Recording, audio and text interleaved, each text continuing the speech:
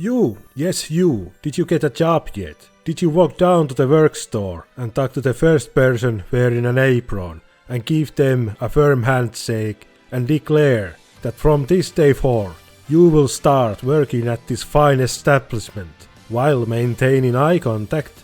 What? You didn't get the job? Was your handshake firm?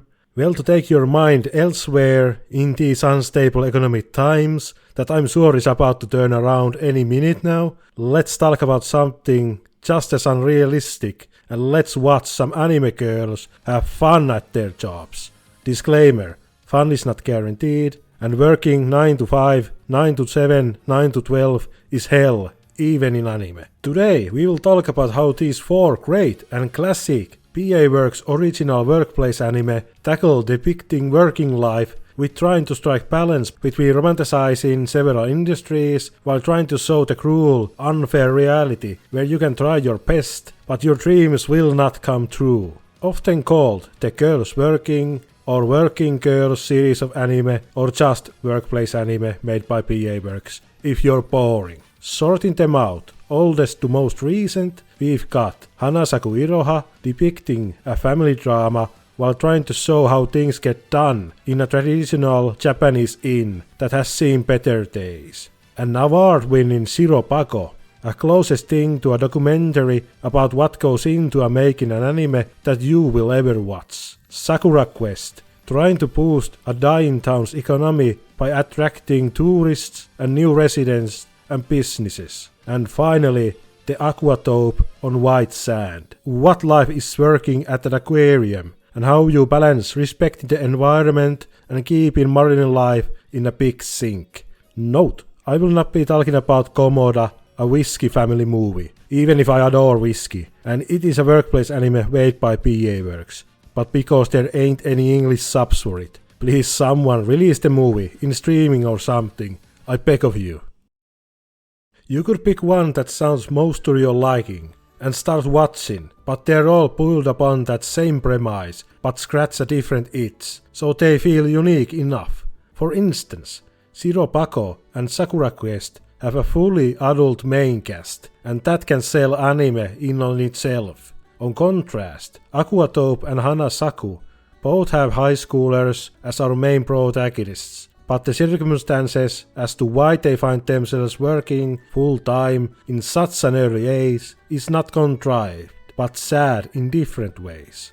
Also, this is not to say that Aquatope and Hanasaku are shallow compared to Shirobako and Sakura Quest, but on the flip side, they're actually more dramatic and Aquatope especially has a lot of depth to it. Oh yeah, pardon my pun, but I want to give a spoiler warning for all of these shows, moving forward. Shirobako and Sakura Quest focus more on the comedy, while sprinkling in that drama, compared to the other two. I'm really struggling to find differences between our 4 shows, so let's talk about what they have in common. They're all slice of life, and I want to put a big emphasis on that life part. Whether it's bringing drawings to life through story, animation and voice acting, trying to breathe new life to a dying small town filled with mostly stubborn elders, nurturing marine life while balancing the intricacies of your own life, and finally, wondering why are you alive at all. Life is also accompanied by death, and I won't be spoiling yet at least how each of our stories handle that aspect, but one of the biggest shocks came from watching Sakura Quest, which was to remind that life is fleeting and death can come shockingly quickly, even if the entire point of Sakura Quest was to counteract a slow death. Sakura Quest might actually be the best place to start, or Shirobako, so take your pick. But let's focus on Sakura Quest a bit. Sakura Quest follows our main character named, of course, Saku Yoshino Koharu. Yoshino is the character I mostly relate with, and that started from the first few minutes of episode 1. Yoshino has been bouncing from job interview to interview with no luck, and it looks dire when her bank balance is slowly drifting towards red, while figuring out how to make it till the next social security check. Which, if you've been there, then you know how anxiety-inducing that is. Thankfully, she gets her chance as the small town of Manoyama mistakenly offers her a job to be their queen of Kingdom of Tsupakabura for a year to try and breathe new vigor to this small town. I'd say if you're from or you know a city or a town that is even vaguely similar to Manoyama, then you can really draft the similarities between your own experiences and this small pocket of what rustic countryside Sakura Quest is trying to present. That's the basic setup, and we follow a plethora of interesting characters and scenarios that really hammer home that sometimes your plan might be the greatest thing ever and it might even succeed, but it will not solve the underlying issues if the town itself is not welcoming enough. Before moving to our other shows, I would like to point few instances that made me realize I would love this show. First of all is that I like the designs of all our main characters. No bad designs here. Second of all, the introduction of Sanae and her double life as she maintained a blog about romanticized rural life, but it turns out to be a sham to hide the fact that she is a shut-in.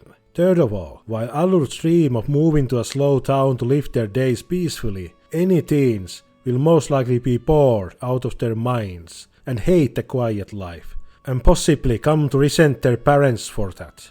And lastly, Sakura Quest actually used translator apps to show communication and new friendships born between people who don't speak each other's language at all. This actually reminds me how in one of my jobs we used the translation apps to talk to customers that didn't or barely spoke Finnish, Swedish or English. I mean, I don't speak Swedish either, even though I spent over 10 years trying to learn it. Jag heter Pekka, och jag kan inte tala svenska. 1, 2, 3, 4, fitta. Shirobako is a great companion piece to Sakura Quest, and its main character, Miyamori Aoi, is almost as relatable as Yoshino, as shown by this great sequence at the beginning of episode 1. Ah, youthful joy being drained by being the cog in the machine, my favorite. Miyamori is joined by her high school friends, Emma, Shizuka, Midori and Misa, who, after producing their own short anime in high school, want to work together in a project and make their dreams reality. Unfortunately, that's not straightforward, and we spent the entire 24 episodes and one movie showing a romanticized but still very real chaos that goes into an anime production. All of our main girls have different expertise, so we can focus on multiple aspects of production. Miyamori herself is a production assistant, Emma is an animator, Shizuka is a voice actress, Midori is a writer, and Misa is a CGI artist. And this gives us plenty of side characters that get their hands in the mix. With unreliable co-workers and other studios, office politics, tight deadlines, and last-minute changes that demand everything from our characters. I mentioned that Shirobako is an award-winning anime, and those awards are well deserved, even if sometimes the best way to please critics is to make a piece of media that depicts how hard it is to make that piece of media. I'm joking of course, but now pardon me for this tangent. I recently reread telework Yotabanashi and forgot the fact that the author referenced her past work Sweat and Soap, even depicting it in the manga, and called it good. Even if the author added a mention that you couldn't get away with reading Sweat and Soap in public. Anyway, Shirobako shows our main girls in varying degrees working for Musashino Animation in 2 projects, Exodus and the third girl Aerial Squad, which by the way, in Shirobako Special, you can see the first episode for both of these anime. And if you ever need an anime for a question, what anime within anime would you want to see made, then both of those are great picks.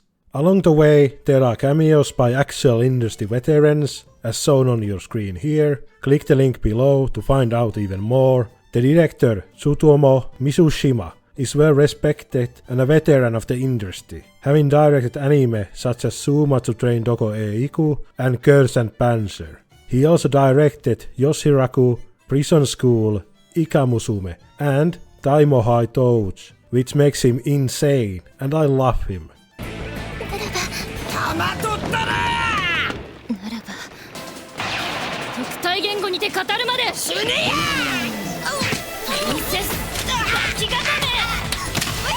Also, before you check what his self-insert in Shirobako is, take a guess which one it could be. I personally had no clue.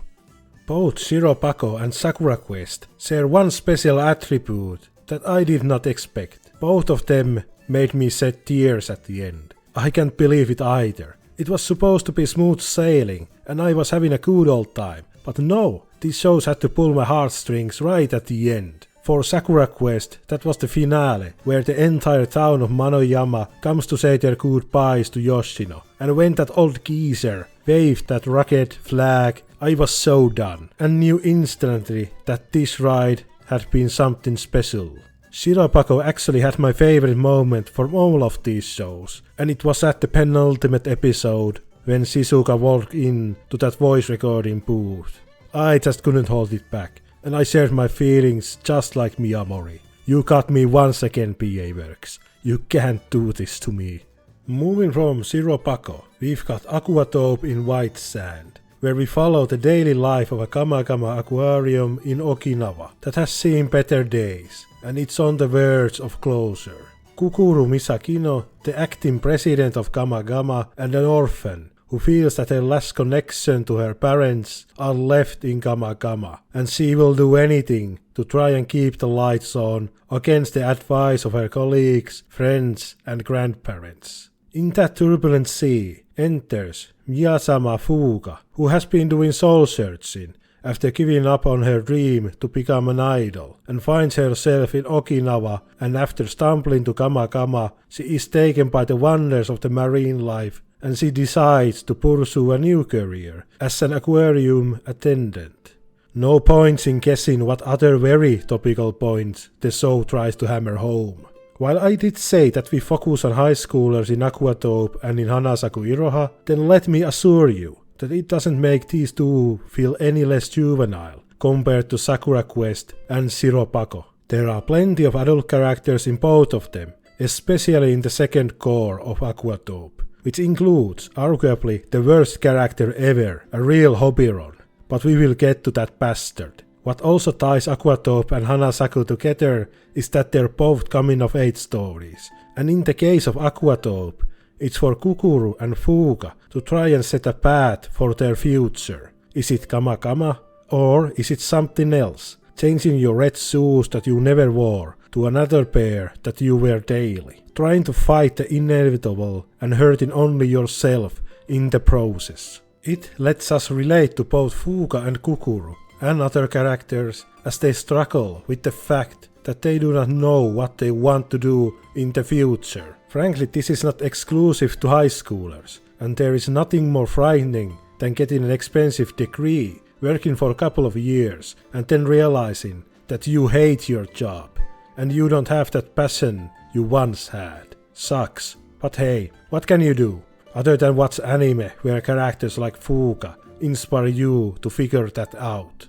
Fuuka actually has a similar arc to Maki in Sakura Quest, as they both have cute juniors who adore them. The aspect you might find off-putting in Aquatope are the supernatural elements, be it the folktale creature of Kikimuna that are tied to Okinawa, and the aquarium visions that multiple people experience at Gama that do remind me of Bang Dream morphonication. The life aspect is what Aquatope hammers the home the most, with frequent talks of life originating from sea and one childbirth in the series. Aquatope can be depressing, and to my surprise, it was the only anime out of the four that actually had a character experiencing a burnout, which I'm surprised that Shirobako didn't showcase. Parenthood is also really important in Aquatope, and it's depicted with so much love that it's a bit of a whiplash to go from Aquatope to Hanasaku Iroha. Hanasaku Iroha is the oldest anime in this list, and you can tell its age by in this period of anime, vehicles are CGI, but the people still use flip phones. Truly a time capsule. Hanasaku is a story of a Kissuin that has seen better times, and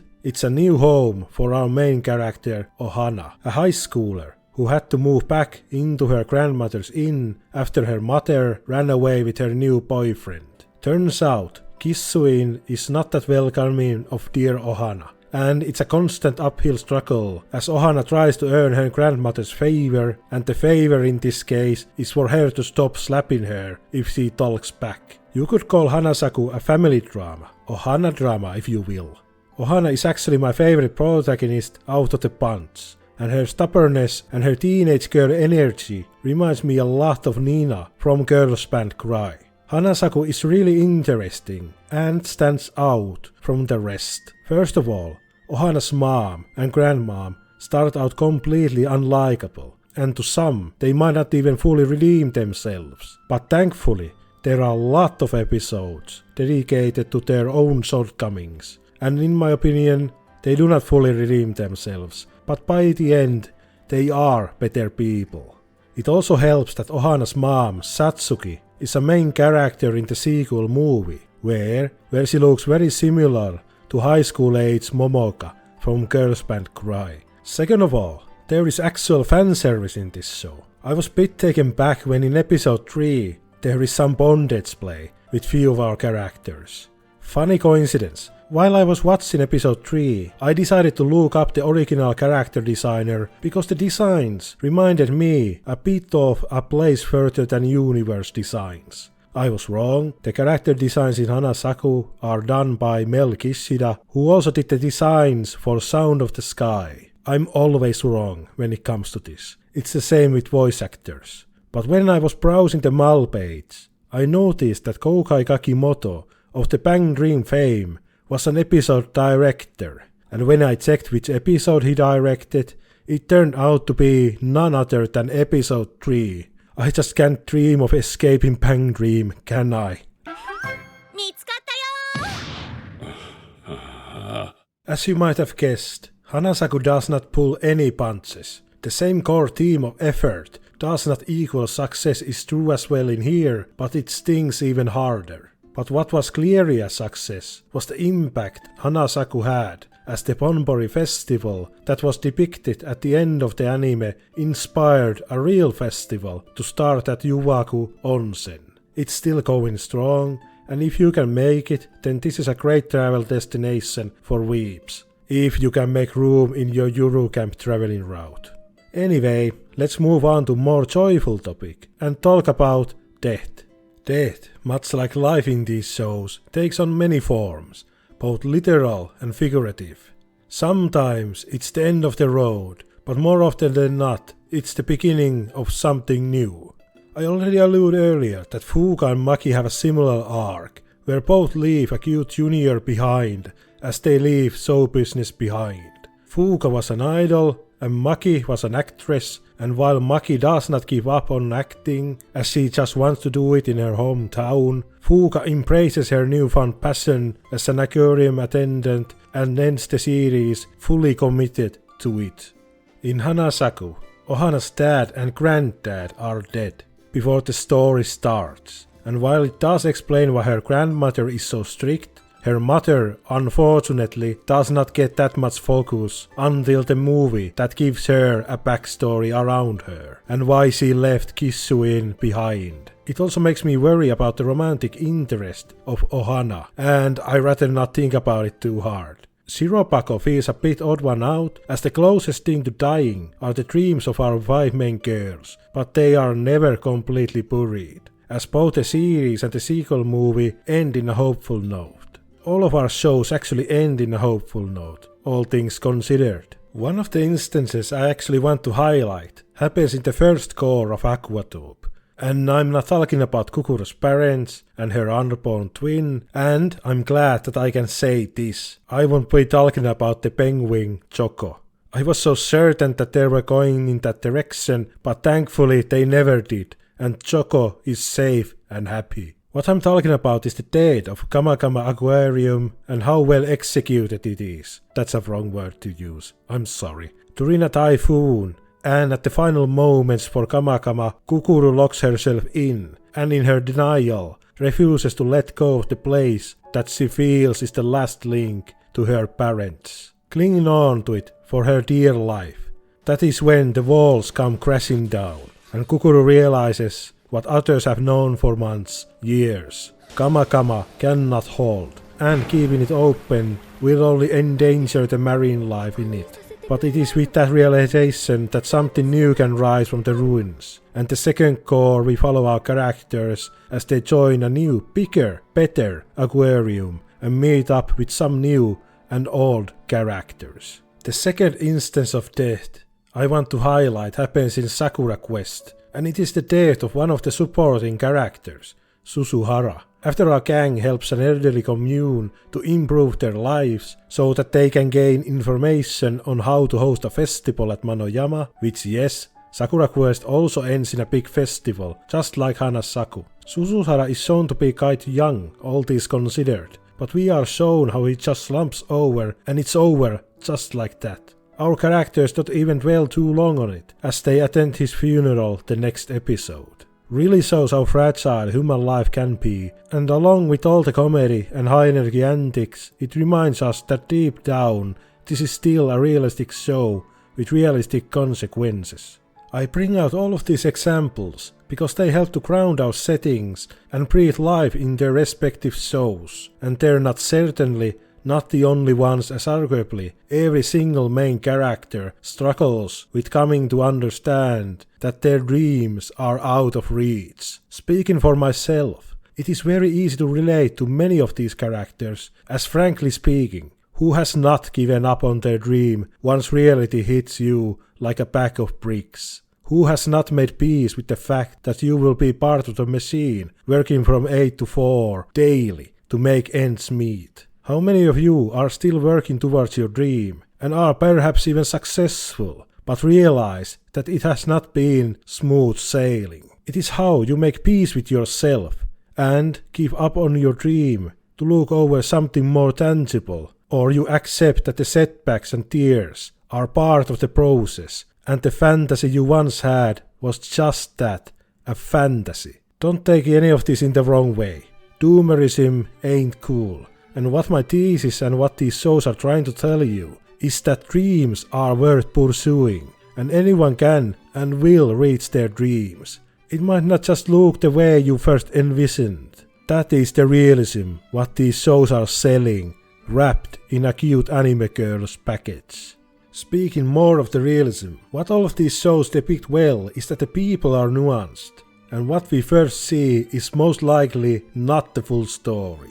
In Aquatope, one of these characters is Chiu, who we see in the first core as someone who doesn't see the value in Gama Gama and leaves the show early, but returns in the second core as the head attendant of the penguins in Dingarla Aquarium. She butts heads with Kukuru a bit, but then it's revealed that she doesn't have the time to play around like Kukuru did, as Chiu is a single mother trying to raise her son, and she really needs this job and resents, wrongly but justifiably, that keys to Gama Gama Aquarium was given to Kukuru through being born into the right family. In Sakura Quest, that is the grandmother of Ririko, Oribe. She seems at first glance a person that is hard to approach, but it's revealed rather early that she cares about Manoyama as much as anyone and will offer help to the queen if it's reasonable. She does butt heads a lot with Kadota, but that's because they have a history.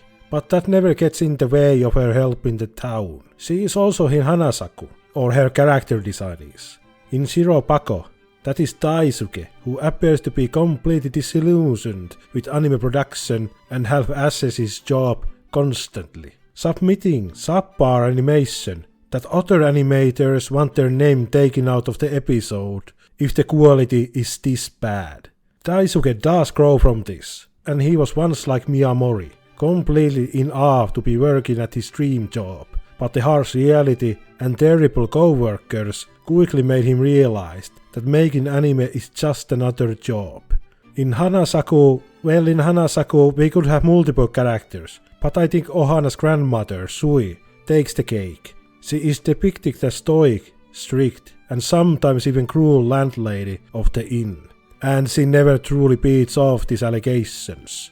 Her actions throw away her daughter and almost her son, and other characters often do see her as rather unreasonable, and you do have to wonder, is it worth to do everything for your customers when your own family is slowly tearing itself apart? By the end though, she does mellow a bit and accepts her son's fiancé, which was a really touching moment. Unfortunately, there is one character that needed this depth. I told you earlier that only in Aquatope do we see an actual burnout, and it happens to Kukuru at her new job in marketing at Gondola Aquarium, and her new boss, Tetsuji, berates her and offloads tons of work to Kukuru without any prior training, and this would have been enough to have him being reprimanded, but it gets worse as this workload leads to Kukuru's burnout. The director of Tingalla gives a couple of lines how Tetsuji is only hard because he used to be a banker and he had a client whose aquarium went bust, and this is why he is so hard on Kukuru. But I call bullshit on that. It's such a sticking point that I have to question why no other character steps up for Kukuru. Even if Kukuru herself doesn't see it that way, you would guess that other characters would start to question why is it only the one person that has burnout, and who is the only one that has a degrading nickname given to her by her boss. Anyway, all of my homies hate Tetsuji, and the biggest problem with him was that there was no hidden depth to him. Actually, I take that back. The worst character is the director at Maki's actress interview who lifts up our girls' expectations only to shatter them in an instant. What a dick. But seriously, Aquatope being the only show here that accurately depicts burnout is a mark against the other shows, especially Shirobako. You'd think a show about making anime that tries to show the chaos behind it would perhaps touch upon this fact that it's not uncommon for anime staff to be hospitalized after working gruesome hours for meager pay. I get that you want to show love for your own profession, but that feels like an oversight. Of course, the show is ready to stand on its principles when discussing voice acting, and actually having new voice actors to be cast in main roles, so it's not like it's trying to have its cake and eat it too. I actually think I've said all that I want to say about this anime without just repeating the episodes back to you. At least I tried. I had other notes like how I felt that the wedding being planned at Tingara Aquarium puts a dent on the message that humans just shove away the well-being of marine life to their own selfish demands, but that's a nitpick of a nitpick. Aquatope is not subtle about its pro-environmental message, and I can overlook my small issue with it. You should definitely watch all of these anime, and you might think being so similar in themes and genres that they would melt together, but no, they are all unique, and all of them have different things to say and show to you. I haven't even touched upon most of the side characters and their arcs in any of these shows, and even some of the main characters, so you have plenty left to experience. Great anime, and one of the many reasons why P.A Works is one of my favorite studios. So it's almost time for the end of the year, and I don't know about you, but I've been having a blast watching anime this year, so I will start working on my favorite anime of 2024 video, title pending. I know that I have one hot take at least, but I still need to watch few shows that I know I will most likely enjoy, and re-watch some of my favorites from this year, to see where they will land in my rankings. But that's all from me for now. Thank you for watching and have a pleasant day.